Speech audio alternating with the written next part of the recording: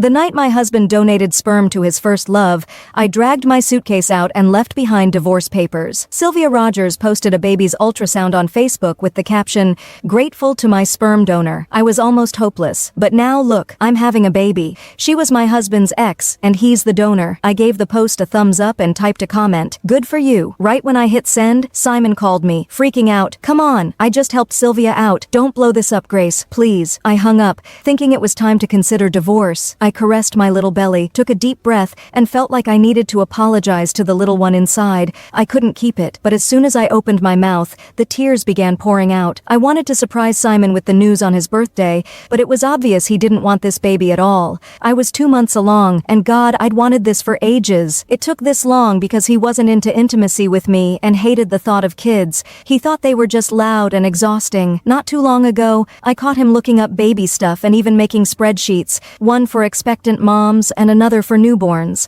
I thought he was finally getting on board with my pregnancy, and now I felt really stupid.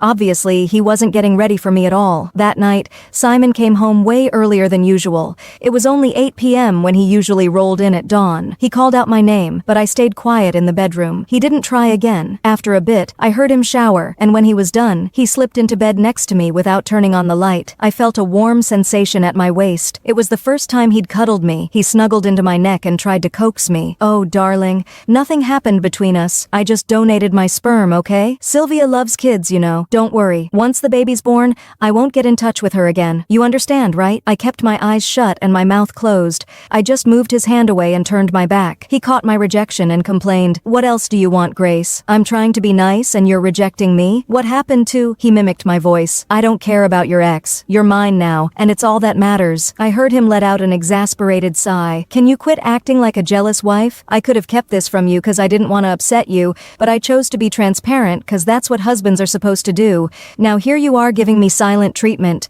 He let all his frustrations out and, in the end, he said, "Look, you wanted a baby, and here I am, trying to support you, but you're rejecting it. Guess I should just sleep on the couch tonight, huh?" He slammed the door, and I couldn't help but laugh at how messed up my marriage was and how clueless I had been. To him, saying sorry was something he only said for me to forgive him, or else in his eyes, I'd be just a ridiculous, jealous wife. I guessed it was my fault after all. He knew I'd always forgive him because I loved him, and this was the price I had to pay. The next morning, I didn't find my husband on the couch. I didn't wonder where he went early in the morning. It's not like it was the first time. He'd be back when it was already late in the evening. His assistant, Dorian Watson, called a bunch of times, looking for him, saying he hadn't shown up at the office. Putting it all together, there was only one place I could think of, somewhere with Sylvia, probably in an OBGYN's room. I was heading somewhere too. After making an appointment, I hopped in a cab to the hospital. When I was already lying in bed, the abortion was done before I knew it. The baby was no longer inside me in just a few minutes. Not long after, I was already in line to settle the bills when I bumped into two familiar figures, my husband with her ex. My husband quickly shot me an accusing glare. "Grace? What the hell, do you really have to follow me here? You stalking me now?" I shifted my eyes to his ex. She avoided my gaze and pretended to scold my husband. "Simon, don't accuse her like that. Do you really think she'll stalk us? I mean, we're here for the baby. Grace gets the situation. Right, Grace?" Sylvia's words totally shifted the focus onto me. I could only chuckle and respond, "Right, you're just here for a checkup, and I just happen to be here too. I'm not stalking." Probably thinking I was defensive, Simon shoved me, seething, "Goodness, Grace, stop imagining things. She's practically a sister to me. I had just had surgery." My body had me knocked to the ground from his shove. Pain shot through my lower abdomen and I winced. Sylvia quickly came to my rescue, but she shot a mocking smile my way while scolding Simon.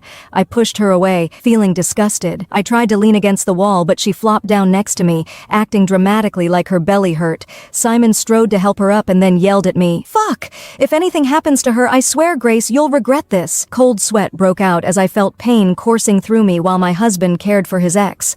Maybe I made the right decision not to keep the baby. A man who didn't love his wife wouldn't love his kid either. When I came back to the villa, I went to Facebook to post something until I saw Sylvia's latest post.